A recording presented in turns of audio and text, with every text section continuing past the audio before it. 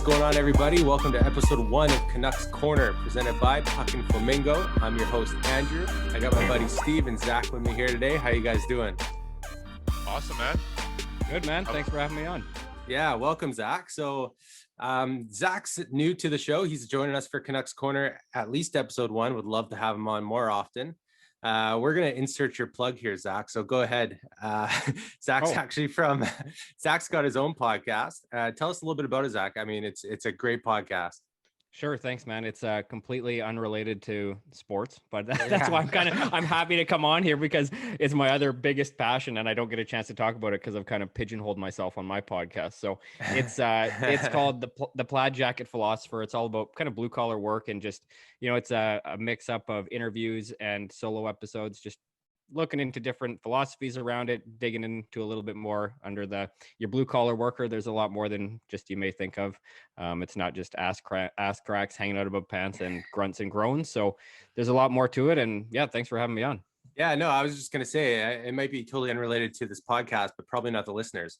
There's probably a lot of listeners that can totally relate, myself included, even though I'm totally I'm actually a chef by trade.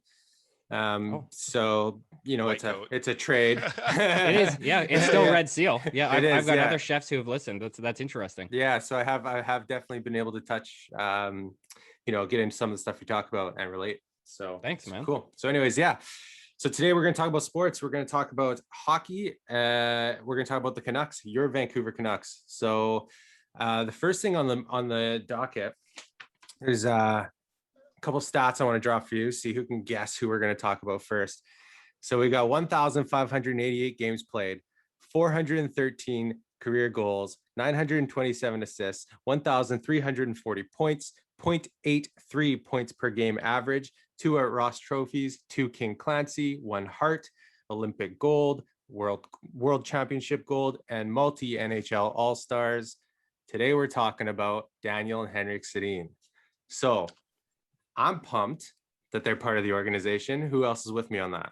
Oh, 100%, man. I think I don't know how to say this, but I think this will be a lot smoother than when Linden came in.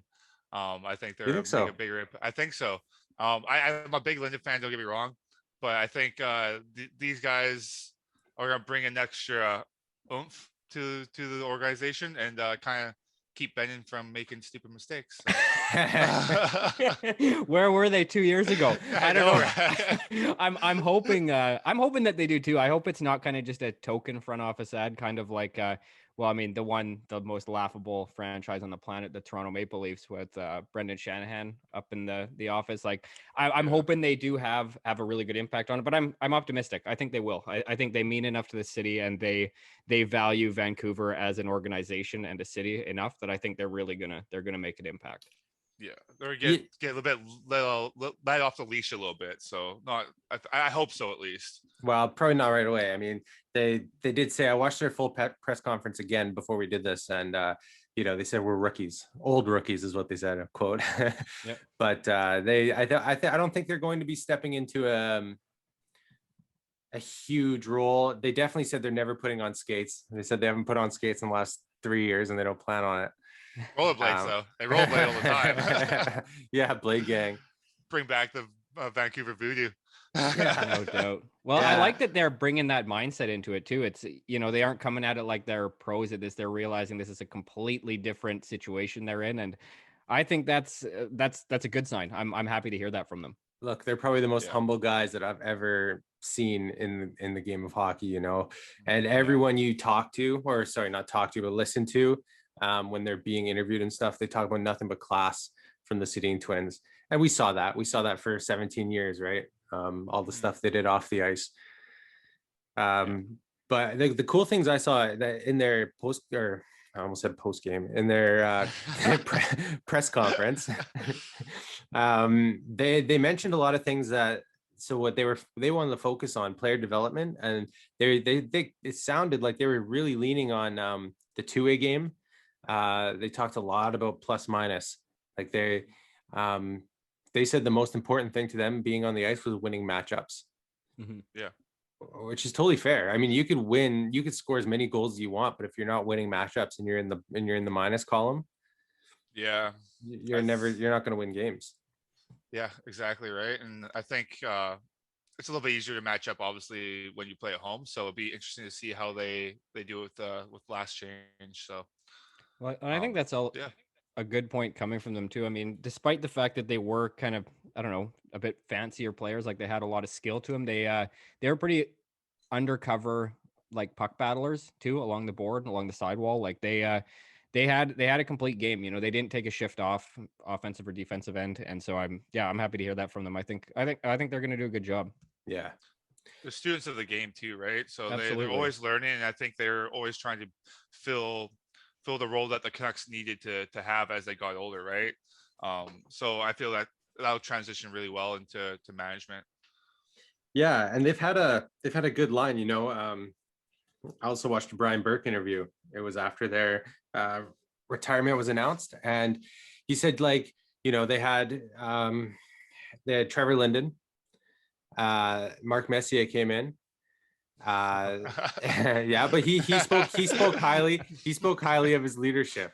That's where he was going with this. Okay. And Marcus Naslund, obviously. So these guys had them to look up to. Hey, what about Luongo? Of course. Yeah, that's right. He was like someone asked them, actually, was their position geared around what Luongo was doing in Florida? Because they have the same title. Really? Do they really? Yeah. Did Pierre McGuire just get placed in the same position for Ottawa? Yeah. I saw a meme that says, "You wonder why Canada hasn't won a Stanley Cup." I saw the same one. I mean, yeah. I mean, you throw shit at a wall, hopefully it sticks, right? So I mean, yeah.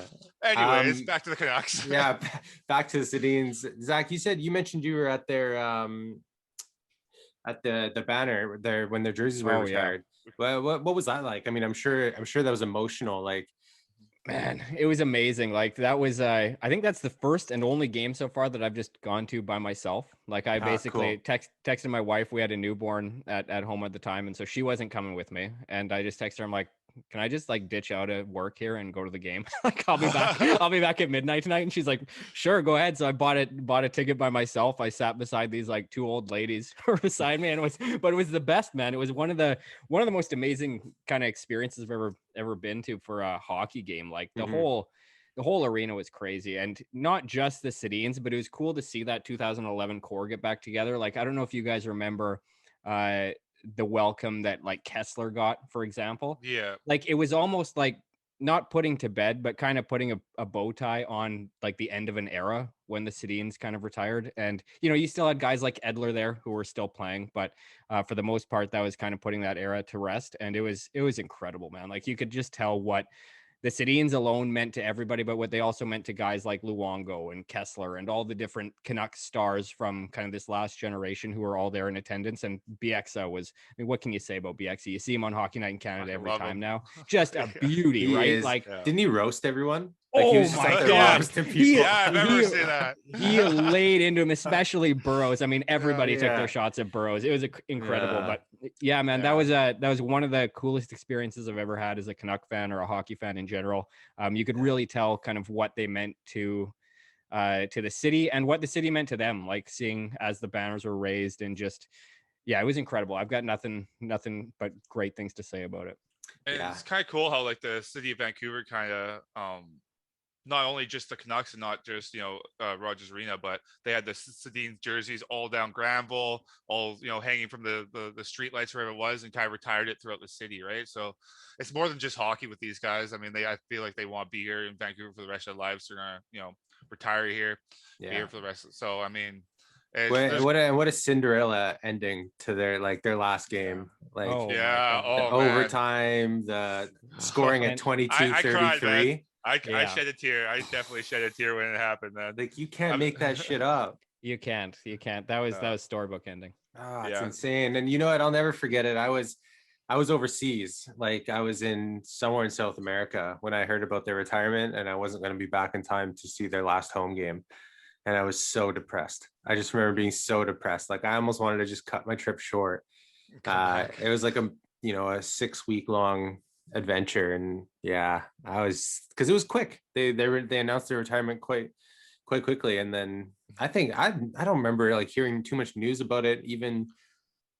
They didn't want that though. I feel like that's kind of them. They don't like the tension. They don't want to make it a big thing. And that's why they retired, I think, near the end of the year instead of at the beginning when they're like, "Oh, we're retired at the end of the year." They didn't want to have that whole thing. They want to be about the team, not them. And that's how they've always been, right? So, and that's dude, it's totally so cool that you say that, because even in their interview, like they one of the things they state is, we don't want celebrity status. Like, we want to fly under the radar. We want to work for the organization, and we want to achieve one goal. You know, so that was sweet. And hopefully this is a chance to get to where they need to do and finish the job. So if they get Stanley Cup through management, I think they'll be just as happy, right? So, I would love it. I mean, just to see them with the cup over their head, like hell, you gotta give it to them first. Don't even give it to Bo.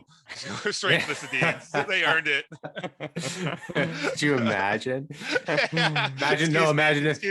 Imagine if Bo passes it to Hank first. That'd be awesome. You got Petey standing on the sidelines. What the fuck? Bullshit. I mean, we gotta get there first. It's still a long road. I was gonna say we're getting ahead of ourselves. Yeah, that's the dream, though.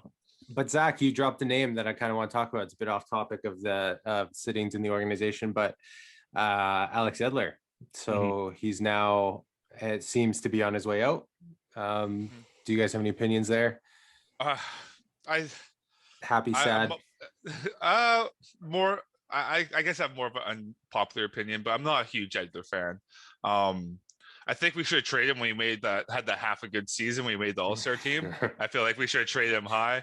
I think it's time to part ways. As much as he's been a Canuck, he has been a Canuck. So we drafted him, I believe, entire career, 2004, I believe.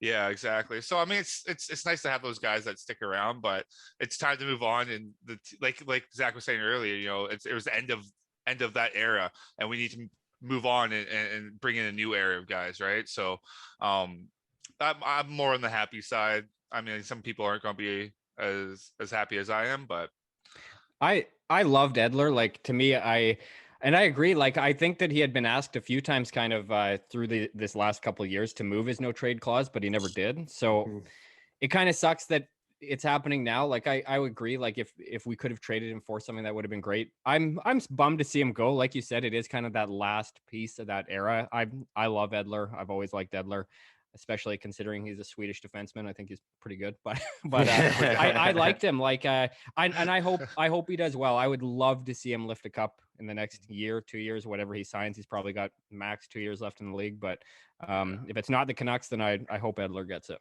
Yeah, I agree with you there. Like, I don't wish any harm on the guy. I'm not like, oh, screw him, right? But I feel it's time to move on, and we're not going to get to the next level with him. He might be a good addition to another team, but I don't think he's going to fit in as well with all these young guys coming up and the guys we need to pick in. Yeah, I agree. We'll see how the discussion goes once we get to our protected list and what we do have on D. But fair enough. Let's see where that goes. Right? But I mean, that opens up cap, so hopefully, I agree. Free agency, and we need right-hand defenseman more than we need another left hand. So we'll see how it goes. Fair enough. Okay, so I mean, speaking of which, we might as well talk about it. Our protection list. Yeah, I mean, the Canucks, like we spoke earlier about Zack, and you said it wasn't really surprising. One surprise name, and that was in an acquisition that happened earlier yesterday, I think it was. Yeah. So we have Steve. You have the names in front of you there. Do you want to? I sure do. Yeah. So for our protected list here, we have for forwards Brock Besser, newly acquired Jason Dickinson from the Dallas Stars, who we trade for a third round. Obviously, our captain Bo Horvat, his winger at JT Miller, Tyler Mott, Tanner Pearson, and of course Elias Persson for the forwards. We have 3D as well, and one of them is Hugh Levy, Tyler Myers, and Nate Schmidt. And for our goalie, it's going to be Thatcher Demko. So no surprise there. I mean, I think when we signed Helpy, that was kind of the plan to hold on to Demko and hopefully they can come take up Holtby. So, but that's our projection list there. Yeah. So, I mean, my biggest takeaway, obviously, well, let's start with Dickinson. So, there was kind of a spot it was kind of a toss up. We didn't know who was going to get the protection. We knew pretty much Jake Virtanen was not. Yeah. Take him, please. Yeah. If we had Toffoli, we might be able to. Oh, geez, here we go. Zack, salty, man. What's your opinion on that one? You know what? Let's slide off topic a bit here. Thanks, Steve. No worries. At the number that he ended up signing with in Montreal, like we should have had him at that number. I mean, that's crazy to me. I mean, yeah, I don't know what else there's to say. Like hindsight's 2020. I don't know what the conversations were for contract with him, with Toffoli, but at that number, like that's a no-brainer for anybody to pick him up. I mean, the way that he slotted in with the Canucks top 6, yeah, it's maddening now looking at, but again, I don't know what the conversations were before. I think once he hit free agency and everybody realized what the market was going to be post COVID and flat cap, like maybe that's where he kind of got kicked in the teeth a little bit as far as what his expectations were. And then maybe he just never went back to the Canucks. I don't know what the story was there, but yeah, looking at his number now, it's maddening not to have him. I know he wanted to stay because obviously him and Pearson are like, I don't know, best friends, but they chose wedding. Yeah, they're like in their wedding party and all that stuff. So they're pretty good friends. Oh, I didn't know that. Yeah, exactly. But I guess from my understanding, and don't quote me on this, but they wanted Virtanen kind of had that little bit of breakout in the playoffs. Obviously not as good as Toffoli, but they felt Virtanen was going to fill that role a little bit better, and maybe it was kind of they drafted Virtanen, they wanted to pan out, they wanted to kind of cover their own ass. So this guy's going to do what we wanted to do. And went that way instead of Toffoli. I completely disagree with that decision. And like you said, for what he signed for, I mean, and what he did to us in the regular season. Like, oh my God. Yeah. No like he came back with a vengeance, man. So even if he didn't play a game for us and when he was on our team, we probably won a few more games last year. So absolutely. Yeah, I mean, it is what it is though. Yeah. Can't dwell on it now. Move forward. Exactly. Right. So anyways, we've got a decent third line center, I think. And for a third rounder, I think that's pretty much steal. I think so too. He didn't put breaking out yet though. I mean, it's not a breakout season. So I mean, we're kind of hoping that he does break out in the next year, but his stats aren't the greatest, but he is a two-way player. Like scoring stats, sorry, not as much as plus minus or PIMS or anything like that, but he hasn't really break through. Hopefully that's not the case, and he does. I still think we need to 26. Fill that though. Yeah, but we still need to fill that role. I think with either in the draft or to kind of have another center come through. That's my opinion. I don't know how well he's going to go through. You guys seem to be a little bit more hyped on him than myself. But we'll see how it goes, right? To me, I don't know if it's necessarily hype on Dickinson, but I think when you look at like just the percentages wise of a third rounder really making an impact, only giving up a third rounder to get a bona fide 3C, I think is a pretty good deal. I'm happy with it. I mean, this core is kind of starting to come into that age. And I mean, obviously they aren't hitting their prime yet, but hitting 22 to 24 between PD and Besser and, Horvat. Horvat's obviously on the high end of that, but I think it's time to start filling out that roster with that 24 to 28-year-old ish range if we want to kind of start to build some depth. So I'm fine with it. I mean, I think we've got a lot of young talent, kind of obviously with Podkolzin coming in this year, Hoglander making his impact last year. I think it's time to start filling that roster out with the mid 20s to, I don't know, I mean, even early 20s, whatever, but start to develop a competitive core now rather than, worrying too much about in the future with a third rounder. That's just my opinion. Yeah, I mean, I can kind of agree with that. Yeah, definitely. When you look at it that way, like what a third rounder would really be worth to us. And this guy, I mean, the only reason we got him for that is because he would have likely gone to Seattle for nothing. Yeah. Right. Do you think he's going to Seattle though? Do you really think that he would get picked up? So here's something that probably from Dallas. Go ahead. Yeah. I was thinking if I don't know if you think he was going to be picked up, then obviously it's a good move. But I was kind of thinking if we waited to post expansion draft and then made that trade, You know what I mean? Because now we have another protection list where we could put someone else on that protection list, like Cole Lind, like McEwen, like someone like along the lines of that, or one of our younger guys, and then try and make that trade after expansion. But the point is that he wouldn't have been that cheap after expansion. The only reason he was that cheap is because of the expansion draft, because Dallas didn't have room to protect him. Therefore, he would have been made available. There were two players, and the other player was from Florida, Aki, or I don't know how you say his name. Noel Acciari. Thank you. Yep. Yeah. So Dickinson and Acciari, they were the two players they were two third line centers that are like bona fide centers, and I don't think Acciari is being protected in Florida either. No. Yeah. So he'll likely be someone that Seattle could probably take, right? Yeah. I mean, from Dallas, though, even if we didn't have Dickerson and he was available and he wasn't protected by Dallas, I mean, I would have went with someone like Blake Como over him. If I was the Kraken. So I mean, there's also defensemen there too as well. So like Virtanen, we'll see. Vatanen. Sorry, Vatanen. Is that how you say it? I think that's how you say it. Yeah, it's Vatanen. It's Vatanen. Sammy Vatanen. I said Virtanen. My bad. But I think there's a lot more higher skilled guys on that Dallas list. But like you say, if his price went up, then that's not as worth. I mean, we'll see. It's tough to say because if I was looking at Dallas, I mean, for me it would have been Dickinson or probably Jamie Alexiak, but that's what I was thinking as well.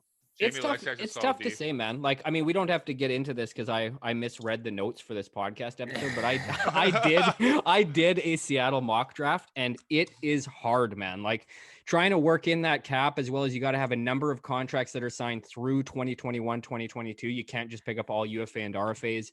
Minimum number of forwards, minimum defense. Like, it's tough, man. Same with getting over that cap floor, but I had more of a hard time getting under the cap limit. But it's tricky, man. Like under the cap limit with it.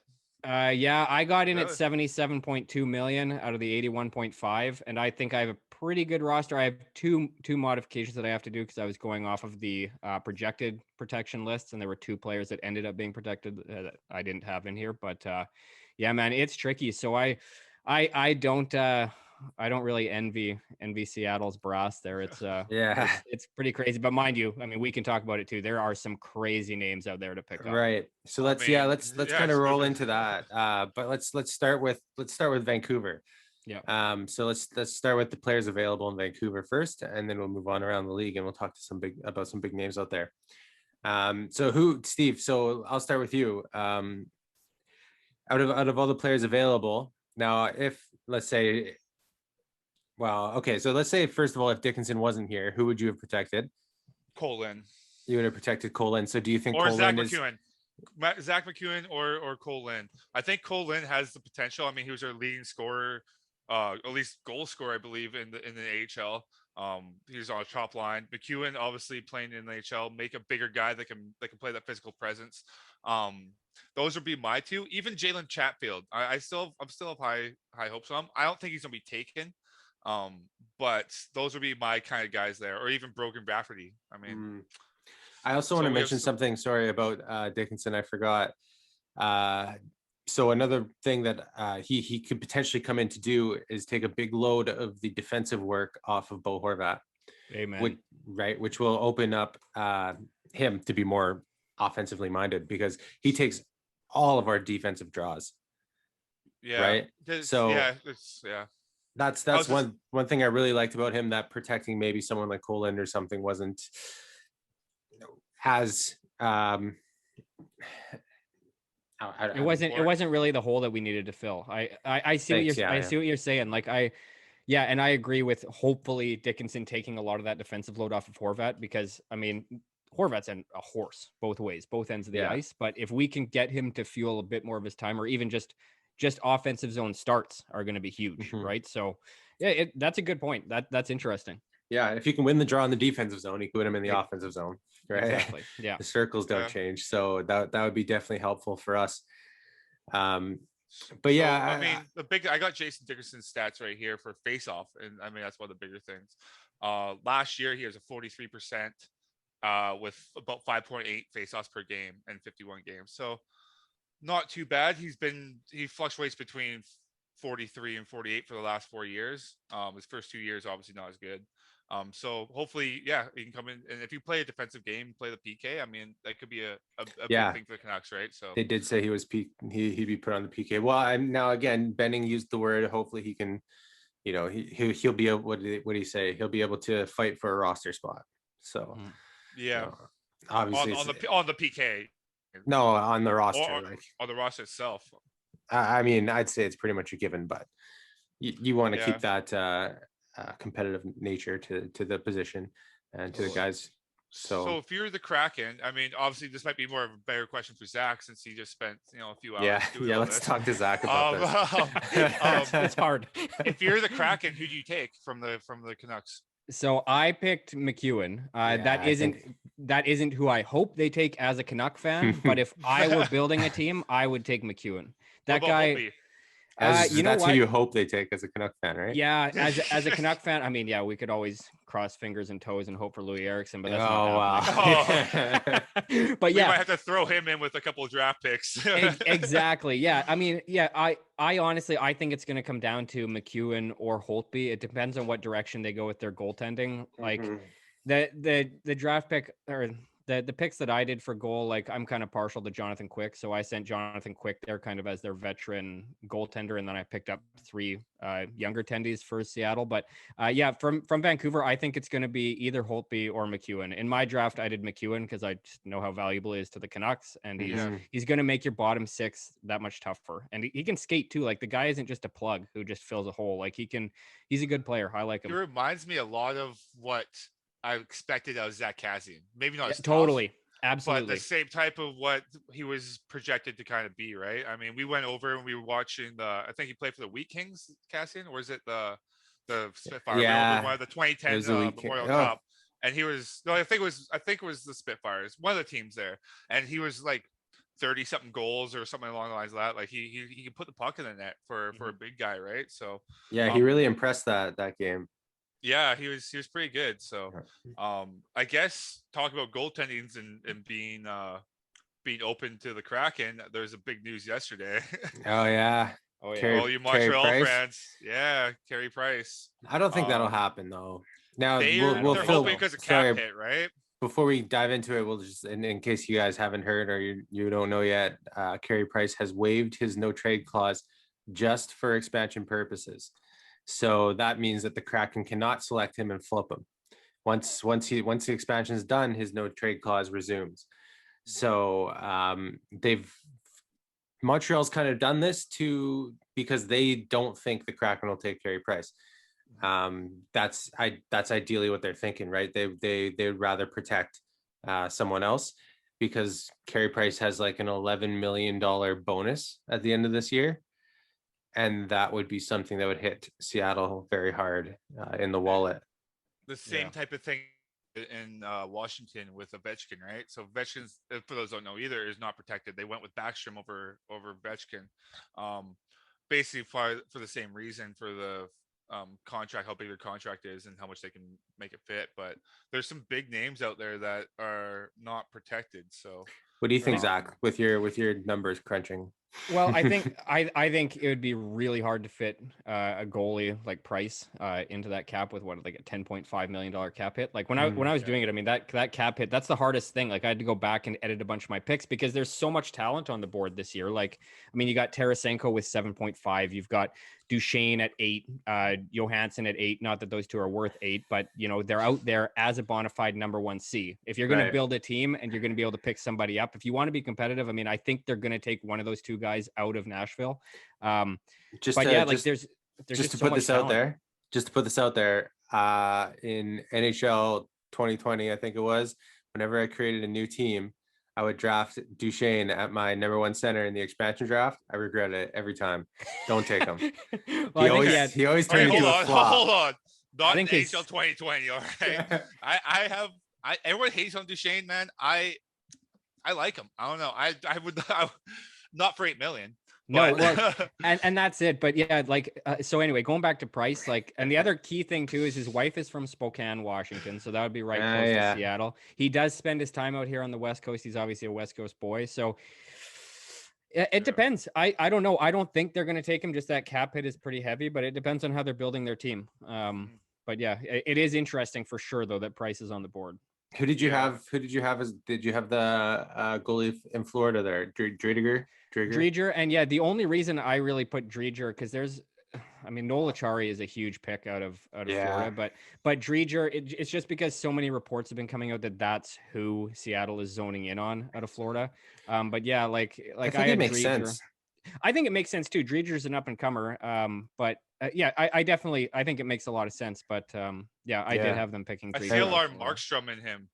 Kind of same type of way, coming up. And when we first got Markstrom, when we made that trade, I don't know how happy I was about it, but then obviously it turned out to work out for us.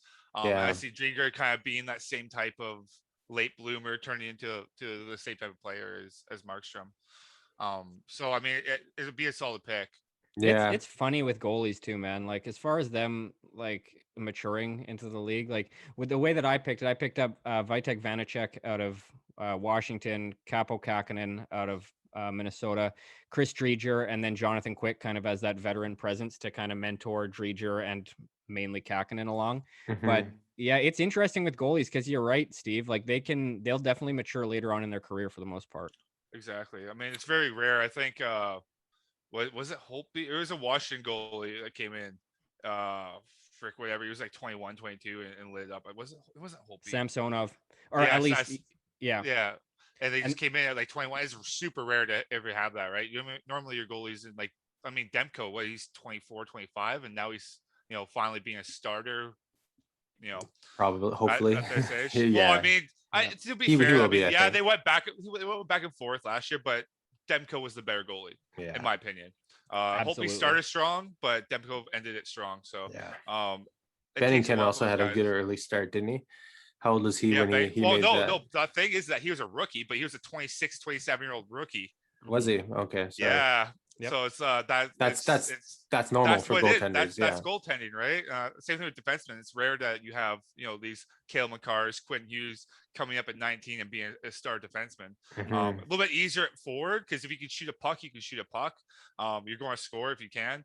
Being a defenseman, you got to learn how to shut these guys down, right? So that's true, but that's also the thing with those two names you just dropped there. I mean, they're very offensively minded defensemen, so that makes it a little bit easier. I shouldn't say easier, but positioning wise. Yeah, exactly. I mean, Cale Makar is one of the best overall. I think he's really strong defensively as well, but they are offensively gifted. Yeah. What about Tarasenko? Do you have him moving, or is his shoulder too? How do you take him? How do you take him on that? I wouldn't. I don't know. No? I mean, it's tricky with that shoulder, right? But he's only got 2 more seasons left at 7.5. I mean, that's obviously a pretty decent cap hit. But if you see Vladimir Tarasenko on the board at 7.5 for 2 years for free, that's tough, man. Like, his contract will expire when he's 31. I get it's a heavy cap hit, but if you're trying to sell tickets and put butts in the seats, like I took him anyway. That's all I'm saying is I took him in my fantasy draft. I probably would have. It's tough to pass up on there, man. But I get both ways. I feel like the name's bigger than the player. Like, that's possible. He hasn't at this stage, maybe. Yeah, he's kind of dropped off a bit, right? He had that, and who knows if he's going to go back. He's been hurt for 3 years. Well, exactly, right? So how you're like, it's the same thing with Markstrom. It doesn't matter, we got rid of him, but he gets hurt twice a year, right? So if you're only playing half the season and you're paying 7.5 for a guy that's playing 40 games, is it really worth it? Would you rather pay for someone that maybe is going to play all games and be able to slide in there a little bit better? I don't know. Obviously, that's something for them to decide, but I don't know if I would pull the trigger on Tarasenko. It is tough. I mean, going on what you just said, I just am looking up his last 2 seasons. So combined between the last 2 years, he's only played 34 games. He's got 7 goals, 17 assists. So 24 points. It is scary, but mind you, in 18-19, when they won the cup, which is his first full season or last full season, he played 76 games, 33 goals, 35 assists for 68 points. Like, That team had really depth scoring though. Like every line could score. So if they're the top line and you have to shut down one line, it all depends on how they're on draft their team. And obviously we're not in the minds of the GM, but totally. If you stack up your top line and you can shut down Tarasenko, he's gonna get frustrated. And he's also, I mean, this is obviously a common thing with Russian players. Will he leave for the KHL?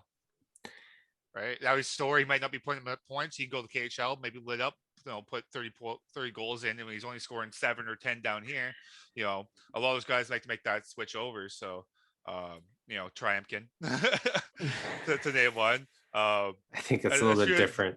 At least he's got 2 years left, so he is going to be sticking around. But yeah, that's fair. But it's just something, if you're looking for the longevity of something.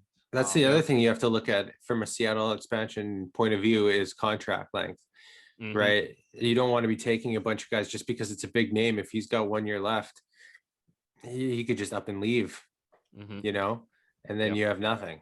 You're left with nothing. And same with no trade clause movements. You have to keep that in mind as well if you're a general manager in Seattle. We'll see if they're. I'm kind of curious if they're going to kind of manipulate the system like the King or the Knights did.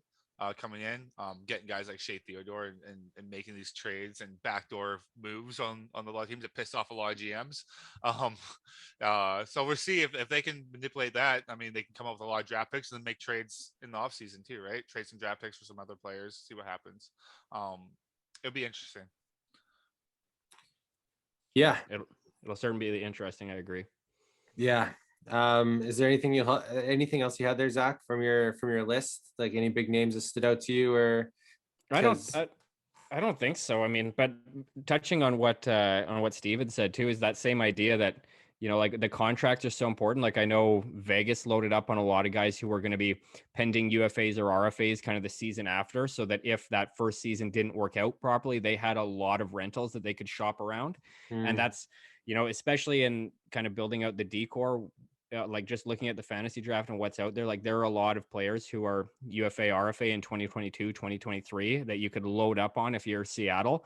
And if the first season doesn't go as planned, like they could trade them for a boatload of picks. Like, I think there's a lot to be said about that idea of building the team. Yeah, to me, that's scary though, because you could also not, and then just have them walk away if they're not happy playing in Seattle or whatever, Oh, totally. Yeah. I think Vegas is a bit different. I think because, I think more players would want to play in Las Vegas than Seattle. You say that maybe, but at the same point, it's not so much if they want to play there. If they're available, they don't really have a fucking choice, right? So, but the thing is that since the Knights came in, the whole system of franchisee or expansion draft has completely changed from when Carolina came in or Atlanta came in, and they're bottom feeders for 15 years until they they pick up like a Kovalchuk or something like that, where you can, oh crap, we have one good player. They Bettman wants these new teams to come in and make a difference. So it depends on the first year, to be honest. So we'll see where they're going with. I don't know. It's hard to see where their mind's at. Are they wanting to load up on young guys and wait 3 years before they make a run, or are they wanting to just try and make a run right away? So if you are making a run, then maybe a Tarasenko would be the play, right? But if you're waiting for a 3-year plan or a 4-year plan to try and make a big run, then he may not be the guy, right? So yeah, I mean they also have a second round draft pick, second overall. Is it first? Was it? No. The perennial first year Buffalo gets first. Oh, okay. So second. Could you imagine if Buffalo didn't get first? Those poor bastards. Oh my god, you just feel bad for them at this point. Yeah. Yeah, they're probably gonna take Owen Power, I assume. Yeah. Did you see 6'6" defenseman? One thing that I really, I don't know if I missed it, but maybe I did because I've been overseas so much, but Arizona, they're not picking this year in the first. They lost their first. Dirty cheaters. Yeah, dirty cheaters. What? They broke the COVID protocol back in like 2019, 2020 season. During they lost their first round pick. Yeah, I think it was something that they were doing with their draft testing on the players. Like they were getting kind of a little bit more in depth before they should have, before all the other teams were allowed to. Yeah, something like that. But they messed up some protocol there, and now they lost something their to do with round. the combine. Yes. Yeah, exactly. And now they lost their first round pick because of it. Try and bribe some players to come play for them, I guess. Yeah, that's wild. I couldn't believe it. But yeah, Steve, your reaction was exactly like mine when I saw that. Like, that's a harsh penalty, but especially in the NHL, right? Imagine if the Patriots got lost a first round pick every time they fucking cheated. They did. They still win. That's the difference in football, though. Football is completely different. A first round pick in football is you can get the same player in a fourth round pick. It all depends on position and what you need. But in the NHL, it's very rare that you're gonna get down to the sixth, round 5, round 6 until you get all star, right? I mean, it does happen. Guys like Zetterberg, Naslund, right? 4th, 5th, 6th round picks that turn to studs, but normally your first rounders should be first round caliber. So yeah, well, on that note, let's talk about the Canucks options at number 9, or just draft overall. I mean, we can talk about the top 10 picks, what you guys think potentially where they could land. I know that you guys have a couple of hopefuls that you're hoping drop down the ranks a bit. So I think it's going to be the first. I mean, we were talking about this a little bit off air about the first 4 picks. Owen Power is probably going to go for number 1. That's my prediction to Buffalo. Yeah, the Kraken's kind of up in the air. That all depends on who they take, who they pick up for their team in the expansion draft. Luke Hughes obviously probably going to the Devils. Hopefully, if we can make him, I'd really like to make him move up to 4th and try to pick him up. Have Luke and Quinn on the same power play, but I hope we can get someone like a Mason McTavish if he's going to drop. I think he's projected 6th or 7th, but I have big for him. He's an 18-year-old, 6'2", 207, plays center, right? Big, strong guy. Same with Kent Johnson, both Canadian guys. Kent Johnson, 6'1", a little bit smaller at 165. Also North Vancouver guy, Burby Winter Club. So I'm hoping to kind of keep with that, but I feel like we're gonna go with Brant Clark, a right-handed right defenseman, 6'2", 190, another Canadian guy from Ottawa, projected top 8 in every prospect scouting. So number 2 in some for defensemen. We'll see. That's kind of what I'm going for. We'll probably get Clark, but I'm hoping we pick up a center and McTavish or Johnson. Yeah. And Zach, what about you? What do you have? Well, I'm going to kind of follow a lot of your guys' lead on this one, because I was kind of saying, like, I didn't spend a ton of time looking up the draft order. I mean, to me, like, right where we're picking at number 9, like from a lot of the lists that I saw, it was kind of Dylan Guenther, who's a left wing, right wing out of Edmonton Oil Kings. He seems to be picked in that area, but on the list that I'm looking at, he's kind of tied for number 2 overall, so maybe he's out of our reach. There's William Eklund, Kent Johnson, like Steve was talking about, and then Chaz Alushas, who on Bob McKenzie's rankings anyway is right in at number 9. He's an American center out of the U.S. National Development Program. But I don't know. I mean, I'm curious what you guys think. Well, we'll go through who your pick is as well, but what you guys even think, whether it's drafting for position or drafting for best player available at the pick. Yeah, I mean, Benning said he will draft best player available, but I mean, let's be honest. I mean, you have to take the best player available that's suited for your team. Yeah, unless you plan on using as trade bait down the line or have something else in mind, or maybe you draft a left winger knowing that JT Miller won't be around for long or whatever. Mm-hmm. But I had my for my 9th. I swung heavier. I had Guenther as well, but I swung heavier to William Eklund just because there's a couple. He's Swedish, and there's a couple Swedes going to be working closely with our prospects. Not only that, you could see him on a line with Pettersson. So there was also talks of Benning going out and getting an older Russian player to help. Podkolzin kind of transform into the league. Transfer, yeah. Sorry. I think there's a lot to that idea too. Personally. I think so. I agree. Yeah. And when you have more people that you're.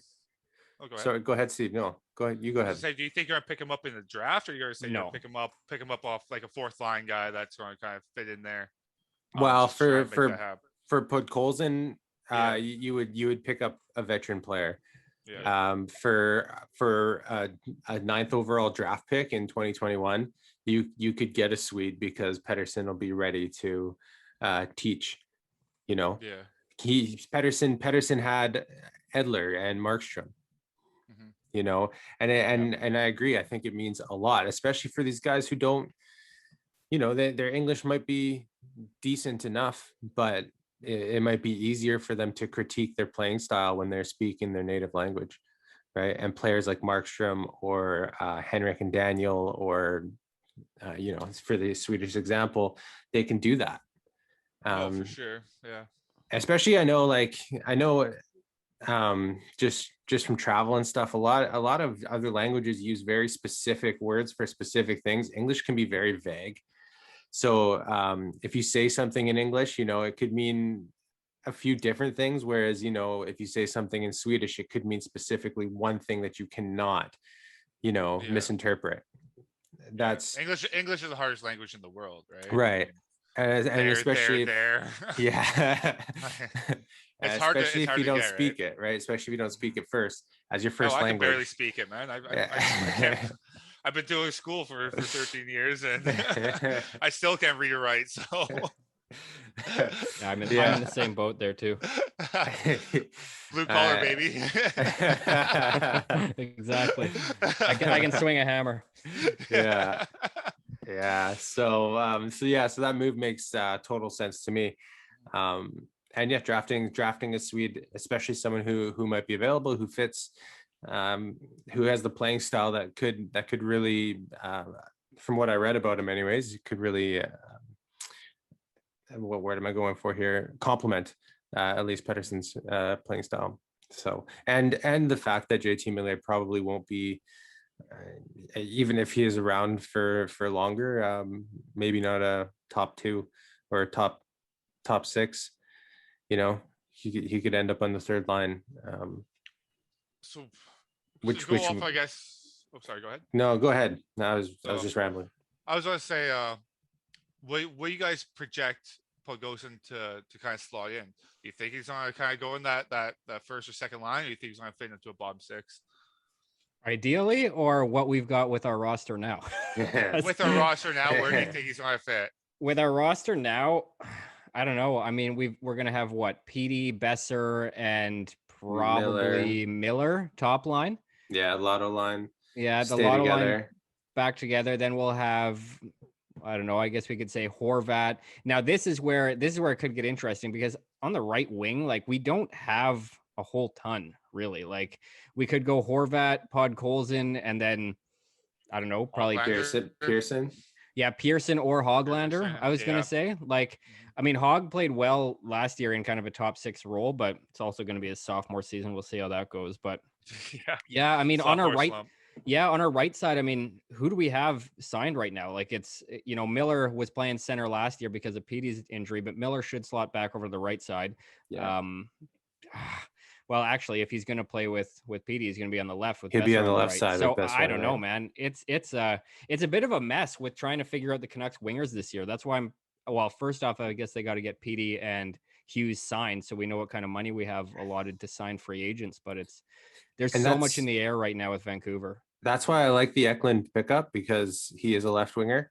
Yeah. So he could slot into a first line position. I mean, hopefully soon. You know, potentially as soon as possible, and then land on the first line, and that would put Miller on the third line, which, you know, you look at teams that are competing, they have 3 lines. Mm-hmm. You know, so Miller with like Cole Lind or Zack McEwen, depending who gets kind of picked up there, and Dickinson in the middle. Dickinson, yeah. At least now with Dickinson picked up, I think that solidifies our top 3 centers, and it should give Miller a bit of more freedom to move around with the wings and kind of develop some line chemistry. I mean, even though he has it with the Lotto line, but he also played well with Horvat as well. So I think there is a bit of movement there. Yeah, we're not so handcuffed in that situation, having another bona fide center with injuries, right? So like you said, Miller had to go play center. play maybe a little bit out of his position that he really wants to, maybe not as comfortable, maybe he'd play a little more defensively than he likes. So having that Dickinson, if he can fill in that role, if Petey's out, Horvat moves up, Dickinson moves to the second line, keep Miller on the wing. And then hopefully, like Bud goes in, hopefully he can step up and do what we expect from him. So if Pod can come in and have an impact like that a lot of us are kind of hoping he will, that'll make a huge difference, man. Like we'll have 2 scoring lines essentially now. I mean, we can worry about that third line after, but at least we'll have 2 lines that can actually do some damage. Yeah, no, that's exactly right. And that's really what we need. I mean, we've got Virtanen's gone, Sutter's gone, Edler's leaving, so we still need a defenseman on the right side as well. Nate Schmidt, all rumors, if they're true, I mean, those rumors have been floating around for a long time. What I've gotten to, I don't know if you guys must have heard about it too, was they want to move Schmidt with a pick for OEL. Oliver Ekman-Larsson. I don't like it. I do not want it. I don't want him on our team. I don't want to move him for that. I hope it doesn't. I don't think he's going to fit into our scheme as much as we have. He's more will be stepping on Quinn Hughes' feet, maybe. Exactly. So I would like to have more of a shutdown defenseman with a little bit of offensive capability. Maybe a comparison to like a Sammy Salo type thing. But I think we need to get rid of Schmidt. He doesn't want to be here, and he's not going to play, right? Like, do we know why? Want to play for you guys? I think he went from the Knights to the Canucks. I think so too. I think that's he doesn't like to lose. I mean, and realistically, Schmidt doesn't have a bad cap hit. I think it's right around 5.8 to 6, if I'm remembering correctly. And he's I think. Yeah, he's an effective top 4 defenseman. He does have some offensive potential. I mean, obviously, if he's got a bit better of a team surrounding him, like I think he's got value. So we're not shipping him off for a bag of pucks here. Like we should be able to get something in return. I'm kind of with you. I'd like to have somebody who's a bit more defensively minded, and OEL and Quinn Hughes on the same defensive core doesn't really, I don't know, it scares me a little bit. But yeah, I'd like somebody with a bit more defensive responsibility. Well, who do we have? Who do we have right now? So for our back end, this is like it's a bit of a struggle. Yeah, I mean, it's a struggle. We've got no more Edler, right? We've got Nate Schmidt's gone. So essentially, yeah. So that was our top 2 pairing last year. Yeah. Hamanek's free agent. Hughes. Yeah, so we've got Hughes and Hamonic. We've got Rathbone and we've got Myers. And Hamonic hasn't even signed. He's UFA, so we don't even know if we've got him coming back. We've essentially got Hughes, Myers, and Schmidt. Yeah. Along with then our handful of Rathbone. Is Rathbone exposed? No. Yes, he is. Yes, he is. I don't think he's eligible to be picked up yet. No, you're right. He's not. Yeah, he's too young. It's the same reason why Hughes didn't have to be protected. Yeah. That's right, Rafferty. Sorry. We also have Jet Wu coming up too, guys. I'm kind of hyped on him. I don't know if you guys are. He's is he Vancouver Giant? What? Did he play? No, he played OHL. Oh, sorry. London. I'm thinking of the Team Canada team. He got snubbed. Yeah. The World Juniors. I mean, we can quickly talk about this, but the Abbotsford came out with their new name too, quote unquote. The Canucks. So it's gonna be a lot of fun going down and checking those games and seeing those guys. But I don't know. I really think Wu can make that transition. I really hope so. And but he's a smaller defenseman as well, so we're gonna need to bring some size in. I'm hoping to get rid of if we could. It's not gonna happen. But in what I would want to have was to trade Schmidt back to the Knights, maybe with a second, and pick up Alex Martinez. I'd rather have Alex Martinez, man. I think I love Martinez too. He's such a solid defenseman. Can make the first pass, the breakout pass, and I love watching him play. So if we could pick him up somehow, maybe Schmidt would be a little bit happier. We can get both of them, put them on the line together. Who knows? Or defensive pairing, sorry. Yeah. Look, I mean, it's going to be an exciting week. I'm really pumped. I'm sure you guys are too. You'll be glued to the TVs.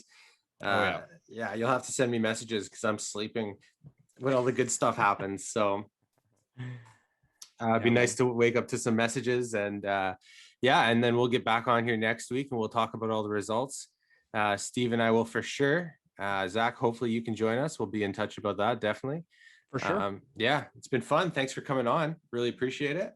Yeah, man. Thanks for having me. I really enjoyed it. And I think you guys have a great thing going here. Yeah, it's talking hockey is always fun. It's always fun. So easy as a Canadian boy. It's real easy.